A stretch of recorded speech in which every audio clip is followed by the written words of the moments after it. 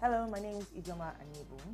I'm an actor, a writer, a model, a TV presenter, producer. In some way, I'm an entertainment busybody. That's technically what I like to introduce myself as.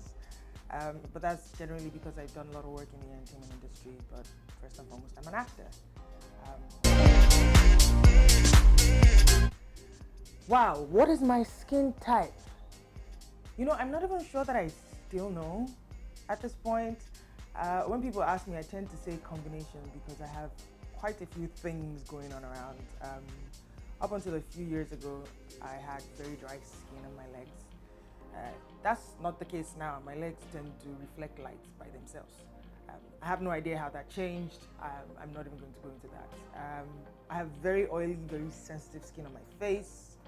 I think I also have that around my neck area as well. So it's a compendium of a lot of things. Just quite a lot going in there, yes. But maybe combination skin, I guess, would probably be the best label for it if I had to label it, yes. See, I'm trying to get to that Alicia Keys level, right, where I can work in front of the camera without makeup. So yes, skincare is incredibly important. It has a lot to do with self-esteem as well, because every time you have like a zit on your face or you have like anything that can show anywhere, you're looking for how to hide it. You know, whenever you're battling stuff, it always has an impact on how you see yourself. So skincare has always been, you know, a fundamental part of my routine when it comes to like just taking care of me.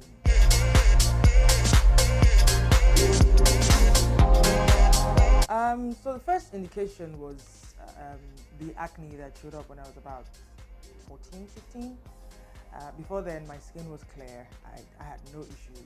I just knew don't put cream on your face because you will sweat.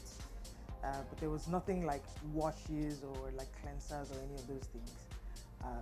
So the acne just showed up. I mean, I literally went to bed one day and I woke up the next day and I had like this erosions on my face.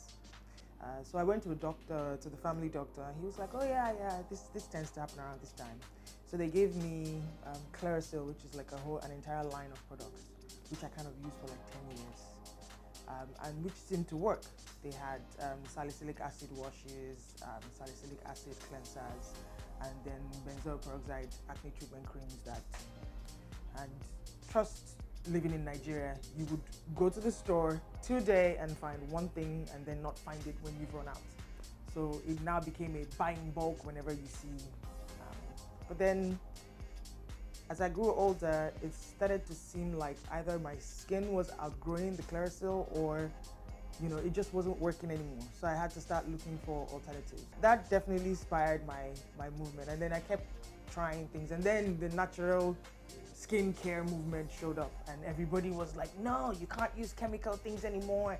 Anything that's sold in a drugstore is bad for your skin, blah, blah, blah, blah, and other blahs. And they don't tell you that some of these natural products are just as bad for you as the chemical ones. So of course I jumped on that bandwagon. I was like, okay, we're going full on natural. I'm somebody who doesn't like to be put in a box. So I started out as a child wanting to be a lot of things. At 4, I wanted to be a beauty queen. Don't ask me why. I thought, you know, it'd be a lot of fun to wear a swimsuit. You will not catch me dead in any of those. On a runway, again, not another thing that I would do in my adult life. You know, I'm flipped long hair up and down the place. So yes, that was my thing. I was going to be a beauty queen. At 6, I was going to be an accountant, but I hated math. I like to count money though, must be the Igbo in me. At 9, I was going to be a doctor. At about 11, I thought, you know, maybe lawyer might be.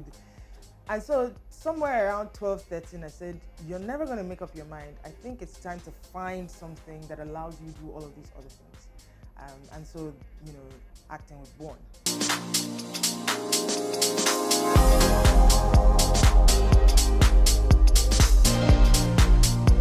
There's always a pressure to have flawless skin.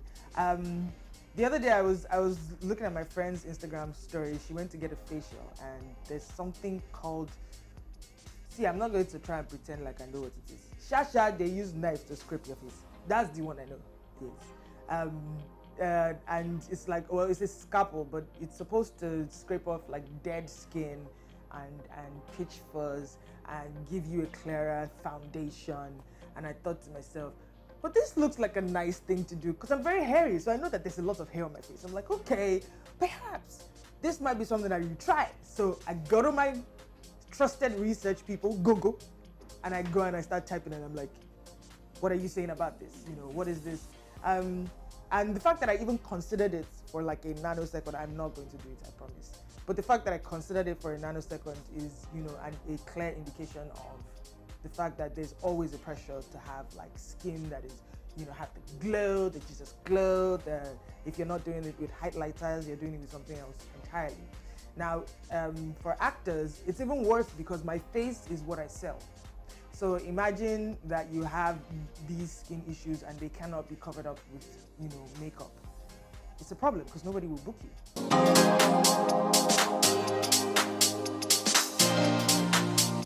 In the mornings, what I tend to do is I just wash my face generally. I try not to do any exfoliating in the morning because I feel like I'm about to subject my face to a lot of harshness when it comes to like the weather or the sun. Unless I'm staying at home, then, you know, things might be a little different. I sometimes might switch my nighttime routine for my daytime routine if I'm going to be at home all day. And that's just because I feel like if I did that, then I can maximize like the potential of the nighttime routine. So in the morning, I wash my face with Clean and Clear face wash. It has like some little, they call it morning bust. It's supposed to, you know, make you glow. I don't know, can you say the glow? Anyways, I cleanse my face with Clarins cleanser, the one that has iris in it. So that one's supposed to wake up your face. Then I use my benzoyl peroxide. Right now I'm on Clear Proof, which is a brand made by Mary Kay, and has like 5% benzoyl peroxide. So I use that as a base because I'm pretty sure that I'm going to be using makeup and I don't want to aggravate my skin. Then I use moisturizer and Clean and Clear as well. And then Clarins eye cream. And then I use the Neutrogena Clear Face sunscreen. I just got into sunscreen. It's like my new go-to product. It's like, oh my God, where have you been all my life? You know, now I'm a yellow girl because sunscreen's protecting my skin.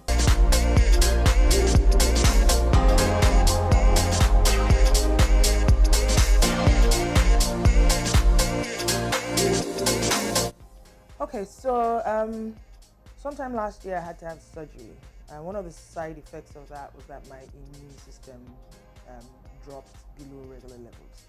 Now, whether this is the trigger for a situation that's called sarcoidosis, I'm not quite sure, but it's supposed to be like an autoimmune disease, which is present in it's a multi-systemic, so it goes in a lot of your organs. And by the time it shows up on your skin, it's pretty much already in your lungs, in your eyes, you know. And I was treating all of these things very differently, not quite knowing that, you know, there was like an internal problem that was going to be fixed. And one day I woke up, I went to sleep and I woke up and I had like these bumps all over my body. So I started going from like dermatologist to try and find out what the problem was. And that's another problem is I think I started with cosmetic dermatologists, which was my big issue. I should have just gone to the hospital straight and just said, you know what, can I go to the dermatological faculty and try and see somebody there? But instead, I actually just thought it was like a reaction to something. So I kept saying, oh, you know what, let me just find like a licensed dermatologist. And so I went somewhere. We had to do a biopsy to make sure that it wasn't like, you know, cancerous or anything. And then we started trying to figure out exactly what the problem was. And when we finally got to sarcoidosis, it was, you know, they now had to start sending me to like respiratory clinics and like ophthalmology clinics. And basically the management for it is generally steroids. but what it did was I had like lesions all over. You can't see them now; they're pretty much cleared up now. But a couple of months ago, I couldn't leave my house at all without makeup. I would literally have to cover stuff up. And every time people saw me, they'd be like, you're breaking out. I'd be like, no, it's a reaction to something. Because even then, I didn't quite know what it was. So it would show up as like bumps, and they would look like your skin, but not quite. They might, I don't know. There's still a few left, but they're not as noticeable as they used to be. Part of the cure for it has also been an introduction of retin A, which is kind of why the sunscreen is now my best friend, because retin A makes you sensitive to sun. But it's a fantastic ointment, which I would recommend.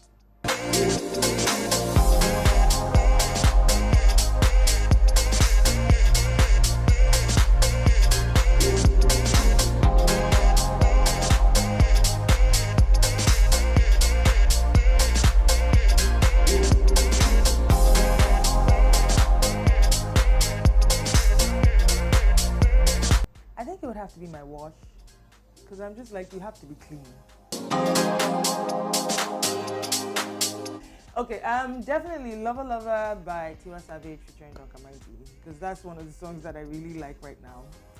And oh god, such pressure.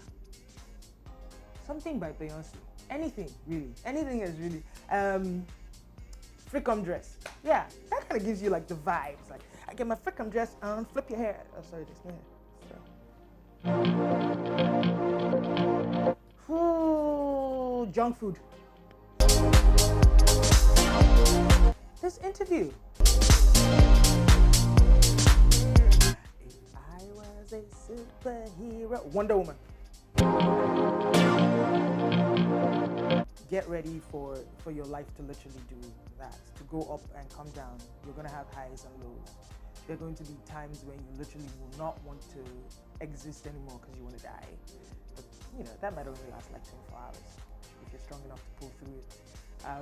But yes, there was definitely that belief that, if you worked hard, you went to school, you got a job, you, got married, had children, settled down, you would get to that place where, everything's just fine. And it never occurred to my 16-year-old self to ask, okay, so when you do that, then what? What else are you living for? So instead, I'd like to tell her, valleys and mountains and just keep climbing, coming down, going up. It's the fun of the ride. And when you're ready to go, just go with joy.